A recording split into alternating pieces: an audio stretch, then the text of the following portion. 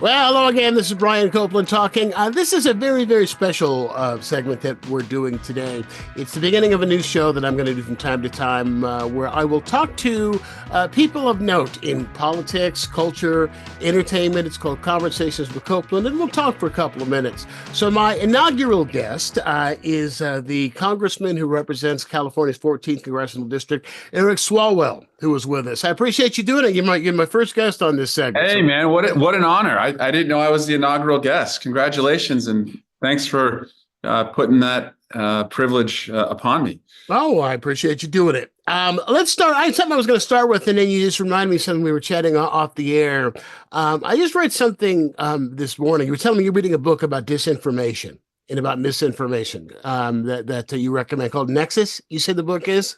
Nexus, Yuval Harari. He wrote the book Sapiens. So it's the history of information and civilization from the beginning of time through like the founding of democracies, founding of religious movements, and to today, and how one political movement, the conservative movement, looks at information as a means to achieving power, no regard to a means to finding the truth. And then more liberal-minded folks see information as a means to finding the truth.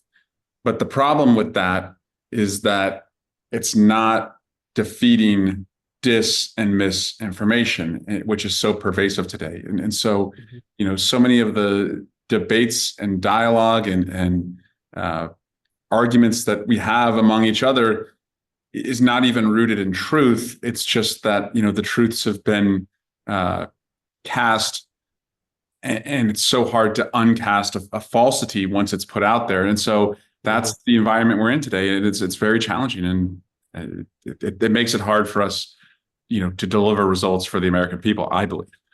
Well, what this made me think of when you were talking to me about this book is I just read this morning that Facebook, or I should say Meta, has announced that they are just about done dismantling the fact-checking apparatus for Facebook, Threads, and Instagram. And Zuckerberg says that this brings those platforms back to their roots. And that is the progression and expression of freedom of speech and free voices. People will be able to say whatever it is that they want to say. And then if people want to fact check, they can take it upon themselves to go and fact check themselves. So how would you respond to that? Because I'll tell you personally, I find that dangerous. I think that's what's gotten us into a lot of this problem in the first place. We've seen this with Russian disinformation on Facebook's platform in the 2016 election. We saw during COVID, the once in a generation pandemic, that worse outcomes occurred because of disinformation around, masking or the vaccine, or what having people take like a horse medicine. If you remember how crazy ivermectin, how crazy it had gotten. Look, I'm always skeptical of anyone that wants to police, information. However, I also don't believe you have a right to put something out there that could, encourage or lead to violence. And so you have to balance that, but completely throwing your arms up and saying this is just going to be a free-for-all platform now, I don't think that's going to make us more perfect as a union. Well, that brings me to something that that you tweeted. I guess it was last week, and I'm paraphrasing here, so I don't have the exact tweet. But that the Republicans just voted to allow Trump to deport U.S. citizens to a foreign country. Now looking around, I couldn't find anything to verify it. In fact, one of the news sources I went to said that there is no definitive evidence from reliable sources confirming that such a vote explicitly occurred or that it specifically allowed for the deportation of U.S. citizens. Representative Crockett also tweeted out the same thing. Yeah. So what's the story? Can you give us some clarification? Yeah. So we were voting on the president's immigration bill last week in the Judiciary Committee. And in the context of this, American citizens have been deported. just 2 weeks ago, a 4-year-old Louisiana child, American citizen, battling cancer, was deported with his mother. And so to prevent future Americans from being deported, also with the president who has said that he wants to send American citizens who are incarcerated also to El Salvador, Democrats offered an amendment in the Judiciary Committee that said no American citizen can be deported, period. Every Republican voted against that amendment. So no, every single Republican voted against it. So the president cannot deport an American citizen. I feel strongly that the courts will prevent that from happening. We tried to have Republicans codify that in the president's immigration bill, which they refused to do. And so, plainly speaking, they voted to allow him to do it. Doesn't mean he can do it, and I want to make that clear. But they voted to allow him to do it by not banning it.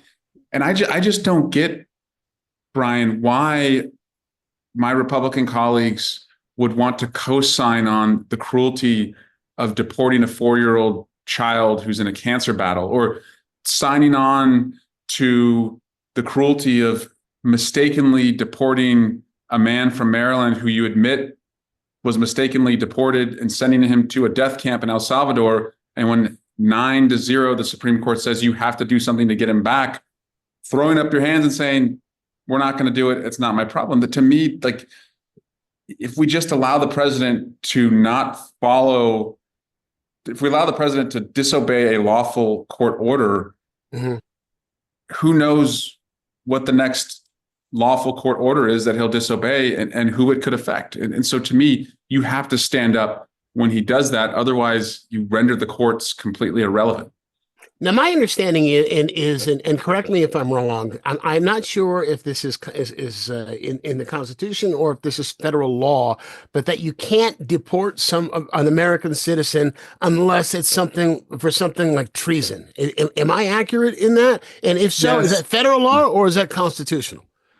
No, it is the Constitution. And Professor Raskin, who is the ranking member of the Judiciary Committee, I believe it's under a theory of banishment, which occurred in like the 18th and 19th century. However, I believe it's the 8th Amendment to the Constitution, which prevents cruel and unusual punishment, would prohibit you from sending somebody, who was imprisoned in the United States to a foreign land. Again, to me, this is just insane, Brian. Like, we have prisons in the United States. We do not have a massive prison outbreak problem. People are not being sent to prison and then escaping the prison. So, to me, let's lock up the worst, most violent people in our country. I don't care. For the safety of society. Yeah, for the safety of society. But to want to spend money overseas to deport American citizens, now you're just that's what boggles the mind. Yeah, it does boggle the mind. All right, you're a Bay Area guy like I am. What do you think? I just thought about this. You talking Warriors? My head laughs. No, I'm not talking Warriors. I'm talking Alcatraz. I'm talking Alcatraz. What do you think of this idea? First of all, is he just blowing smoke to distract us from other things? Because that's what it looks like to me. Because it's not practical. It doesn't make any sense. He doesn't know what the hell he's talking about. Alcatraz brings in $60 million a year for the federal government, and the reason it was shut down a long, long time ago is because it was dilapidated. And so we would spend well over 60 million just in today's dollars. Yeah. And again, there's no shortage of federal prisons in America. If he wants to have a conversation about, as I said, locking up the most violent people, I'm all for that. I don't want them in our community. But this is just, it's so lizard brain of him. He watches a movie called The Rock, and he figures, well, like, it'll make a statement to put people there, and doesn't think through and can't show the math on why this would make sense. Makes none at all. There was I believe it was yesterday in New York. One of your Republican colleagues had a town hall meeting that turned out like all of the Republican town hall meetings. The few that are being held Yeah. have turned out over the course of the last few months with constituents who are yelling and who are booing. And now, if you ask a question they don't like, they'll drag you out. I mean, Yeah. they'll have security drag you out. So they have been told not to give town hall meetings in person or to do it over Zoom and have the questions pre-screened and all of this. Is anything like this going on as far as Democratic town hall meetings held by those on the Democratic side of the aisle? Yeah, thanks for bringing it up. I'm having a town hall tomorrow night in Livermore. I believe it's at 6 o'clock. I will actually, let me verify that for you. I want to make sure. Watch that be tonight because this will drop on Thursday. We'll drop tomorrow. Okay, but I'm having a town hall meeting tonight on Thursday, and that town hall meeting is at 6:30 at Livermore High School. And so I had one a couple months ago in Union City. I'm also doing double duty. I'm going to Republican districts where they will not hold town halls. So I was in Kevin Kiley's district in the Folsom area. How was that? How was it to go into enemy territory? I mean, I hate to put it that way, but that's what it is. I don't see the people as enemies. They see their enemy as the congressman who will not show up and have a town hall because Kiley refuses to do one. We had 700 people show up with 3 days notice. Many of them were veterans. Overwhelmingly, they were on Social Security and were concerned that that benefit was going to be reduced or dismantled. And just a month before, I was in Anna Paulina Luna's district in the Tampa area and did a town hall there because she wouldn't do a town hall. I did it with a former Republican member of Congress. Again, just under 1,000 people showed up. And so I'm going to continue to do this. If Republicans won't have the town hall, I'll go talk to their constituents. Now, are they receptive? Are they receptive to you? Yes, overwhelmingly receptive and not monolithic. You had Democrats, Republicans, independents, people who'd never gone to a political event before, but mostly just very concerned that they were not safe physically, economically, or democratically. The reason I ask that question is that you are one of the people that the MAGA side just despises.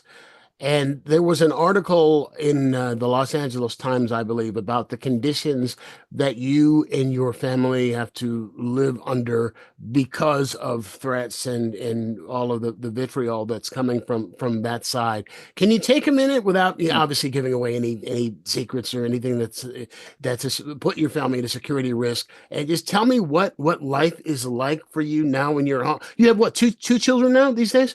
I have a 7-year-old, a 6-year-old, and a 3-year-old. 7. When I met you, your wife was pregnant with the first one. That's right. It's been how long? Wow.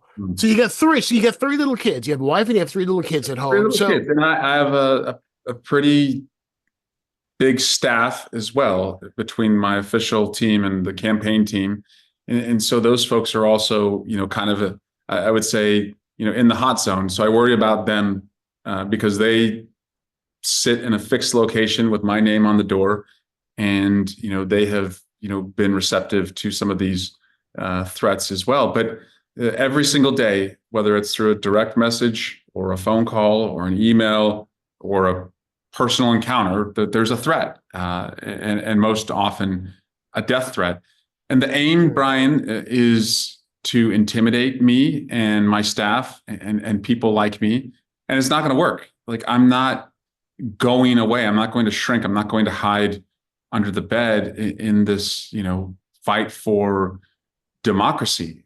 I'll report every threat. I'll protect my family and my staff. I tell my staff and my family, you have to take every threat at their word, and you'll be sorry if you don't. But if the aim is, to, have me go away, that's not going to work. It's costly. It's quite costly because you have to spend out of your campaign account to protect yourself. The pay for security. Yeah, yes, and the Capitol police don't have the resources to help 99% of the members of Congress. They help the speaker and the minority leader, but everyone else is essentially in the day-to-day on their own. And so you essentially are rewarded because you can threaten a member of Congress and they will have to make a decision. Like, do I spend my resources to defend my campaign and my reelection, or do I spend my resources to defend myself, my staff, and my family? And almost everyone's going to choose themselves, their family, their staff. And so you are able to have them deplete their resources. And that's a very unfortunate part of this. And again, but I know the stakes. I know the arena, and I'm not going away. Someone recommended to me recently that if I dropped my lawsuit against the president for January 6th, where I've banded together with January 6 officers, that the president may not target me, and Kash Patel may take me off of his enemies list, which he put me at the very top of. But that's not who I am. And does it worry you? Does it ever worry you? The fact that you're at the top of the president's enemies list. I mean, first of all, it's so Nixonian that it exists, that there's an enemies list. Yeah, Kash Patel has a book, and he lists 100 people who are enemies of the state. And on top of the list, he says, of course, at the very top is Eric Swalwell and Adam Schiff. And so I go into this eyes wide open. But to me, if I were to back down, then why would my constituents show up to the town square to protest? Because they look at me and they think, well, he's empowered by his position. And so if he's going to shrink, like what power do I have? So I'm all in.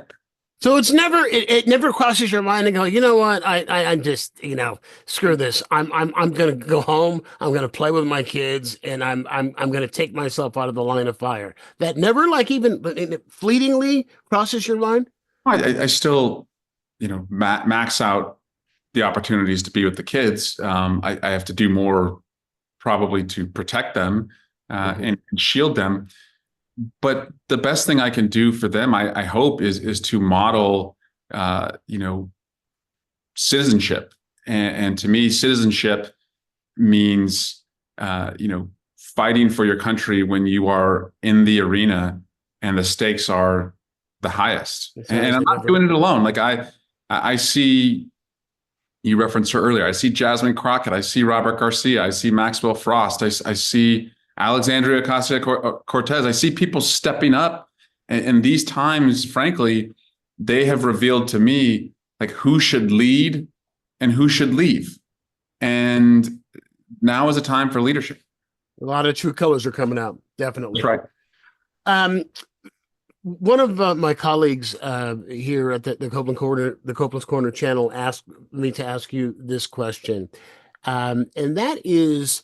And he said something that I've heard a lot of Democrats, a lot of disaffected Democrats, especially young Democrats. I'm talking Gen Z and so millennials are saying, and that is, when is the Democratic Party going to stop ignoring its base? They feel like the Democratic Party ignores its base, and that the party constantly goes into gunfights with the Republicans carrying knives.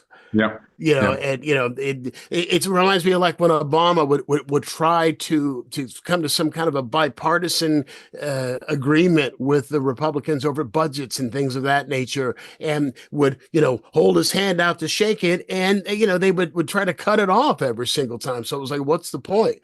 So do you understand that sentiment that the party's just completely forgotten its base? We're perceived as weak. Yes. Weak when we have power. And what I mean is that imagine if we fought as hard for popular policies that the American people are asking for, if we fought as hard for those as Republicans fight when they're in power for unpopular policies. And a mom in America, during the Biden administration, when we had the White House, the Senate, and the House, would say to you, it's great that the Democrats have all three of those, but my kid isn't more safe in school from a mass shooting because you all had all three of those, and you didn't pass background checks and you didn't pass an assault weapons ban. And I promise you, if the Republicans had all three as they do now, they will go to the mat for what they believe in, whether it's politically popular or not. And so imagine if we fought as hard for popular policies as they fight for unpopular policies. And to me, the next time we have all three, we can't let the filibuster get in the way of that, because to most Americans, the filibuster makes their kids more vulnerable at school to a school shooting. The filibuster makes it harder for them to vote because we can't pass the John Lewis Voting Rights Act. Yeah. The filibuster, makes it a hell of a lot harder to get rid of dirty maps and dirty money that have corrupted our elections. And so we can't be so weak with power when we achieve it again. And that's a pledge that I have, that I've learned that lesson. Well, and here's the other thing. The thing that was very frustrating to me, and I'll flat out say, I've never hidden it, that I am a registered Democrat. And that is, we had under Biden, especially in the last year, an economy that economists worldwide were saying was the envy of the world. It was the best economy in the history of my lifetime since man walked on the moon, based on the numbers. Now, people didn't feel it. A lot of people, especially middle class, lower middle class people, did not feel the success of what those numbers said, but those were the facts. But why was it so? Why did the Democrats have such a hard time with messaging? Why wasn't that shouted from the mountaintops? Why was it allowed to be drowned out by these lies about how horrible we're doing and we're headed towards a depression, and crime, which has been falling for years, is on the rise, and there's a crime wave going on. Why is it that the Republicans were able to outshout the truth? That's really it in a nutshell. When it comes to messaging, Democrats too often, we will lead from behind, meaning we will be told that the best message is whatever pops at the top of a poll snapshot that was taken this week. And so if you're not talking about the top three issues that popped on that snapshot in time poll, then you're, quote, off message. Republicans do the opposite. They will drive the message regardless of where the issues are on the poll, and then they will make their agenda the top issues ultimately, because they were committed to talking about those issues, socializing those issues, and taking action on those issues. And I think the best example to me, in taking your point about the economy, where we were told, oh, don't talk about how well the economy is doing, because in a recent poll, people said that they were feeling economically unstable. So we weren't even taking credit for the good things that we were doing, and we were just hiding under the bed and allowing them to define us.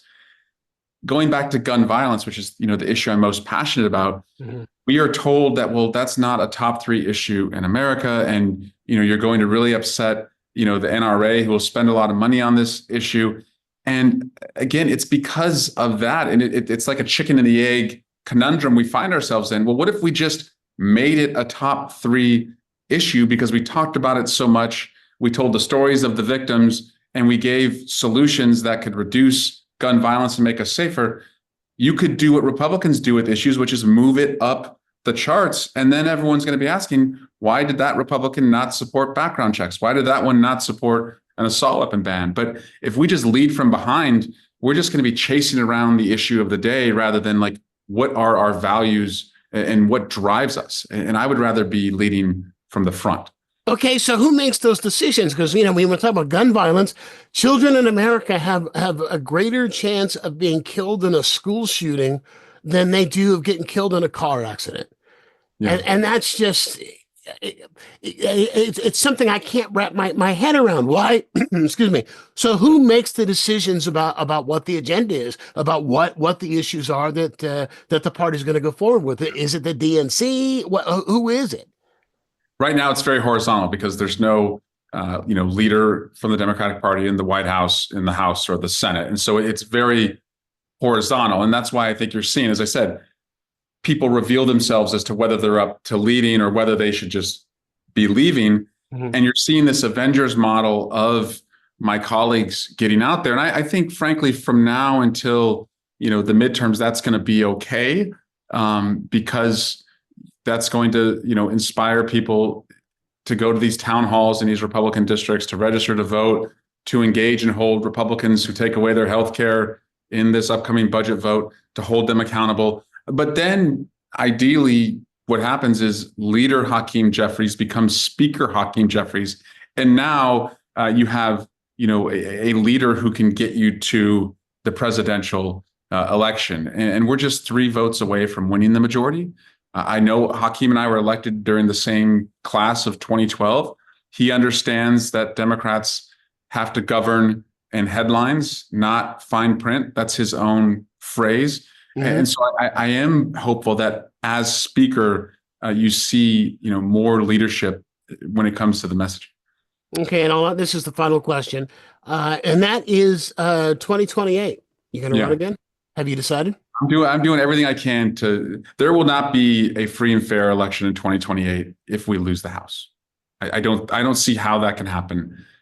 You need the check from Congress to have the free and fair electoral environment that you need to win in 2028. That's why I'm betting it all, doing everything I can to help us win the House, and then give me the problem that we're in the majority in 2027 to start the year, and I can think about like what would a free and fair electoral system provide me as far as options. But right now, we can cut our time in hell in half by winning the House. Representative Eric Swalwell, representing California's 14th Congressional District. I know you're very, very busy. Thanks, man. Congratulations on the book. Oh, thank you. Thank you very much. My new book is out. All right. I will come back, see us again. Thanks, Brian. All right. Take care.